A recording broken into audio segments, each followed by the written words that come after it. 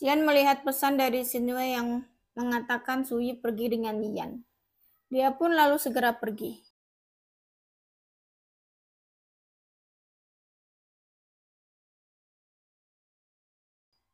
Ternyata dia pergi ke rumah Suyi.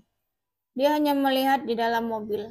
Ketika dia akan pergi, tiba-tiba dia melihat Suyi akan pergi.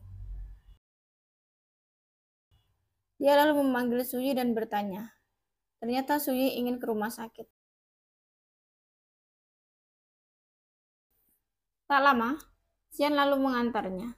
Dalam perjalanan, Suyi tiba-tiba menangis karena terus memikirkan apa yang membuat Xian menemuinya. Dia ingin bertanya, tapi dia sadar dia tak ada hak lagi.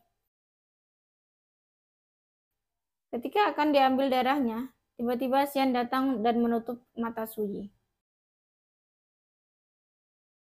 Xian pun lalu bertanya apa yang membuat Suyi menangis. Suyi hanya mengatakan bahwa dia tak menyangka jika dirinya di rumah sakit. Padahal dalam hatinya, seharusnya dia berada di rumah Xian, jikalau saja mereka tak ribut. Xian pun mengatakan hal yang sama. Yoyo memberikan sebuah kalung untuk hadiah kepada Xinjue. Xinjue juga mengatakan jika dia akan melanjutkan kuliah S2-nya.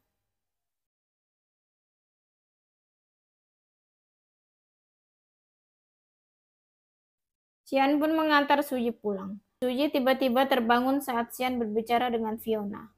Suyi lalu melarang Xian untuk pergi. Tapi Xian hanya mengatakan Suyi tidak ada hak untuk melarangnya. Keesokan harinya, Xianyue tiba-tiba menelpon Suyi. Dia terkejut saat Suyi berada di rumah sakit. Xian pun datang menemui Suyi ketika Xianyue mengatakan Suyi sedang di rumah sakit sendirian.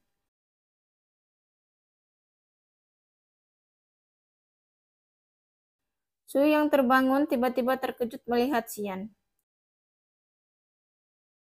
Suyi yang masih merasa lemas membuatnya tak kuat berdiri. Xian pun lalu menggendongnya. Xian lalu bertanya apakah Suyi hanya berakting untuk menipunya. Suyi lalu mengatakan jika dia tak sepenuhnya berbohong kepada Xian. Awalnya dia memang berbohong, tapi tak disangka dia jatuh cinta kepada Xian.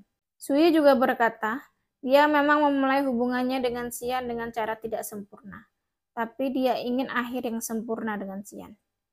Xian hanya menjawab, "Oh." Suyi lalu bertanya apakah Xian tak percaya kepadanya. Xian hanya meminta Suyi untuk membuktikannya. Ketika akan pergi, Suyi melupakan handphonenya.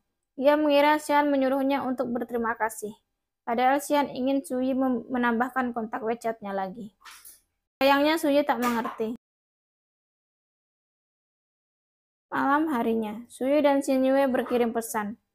Akhirnya dia mengerti maksud dari perkataan Xian. Suyi pun meminta WeChat Xian dari Xianyue. Suyi lalu segera mengirim pesan kepada Xian. Dia bertanya, bagaimana tipe pacar ideal Xian? Xian mengatakan jika tipe pacarnya adalah orang yang serius dan pendiam. Suyi lalu berkata jika itu adalah dirinya. Tapi Xian tiba-tiba mengirimi bukti story chat Suyi yang menggodanya. Hal itu membuat Suyi malu. Keesokan harinya, Suyi bertemu dengan Lian. Suyi mengatakan jika dia kembali bersama dengan Xian.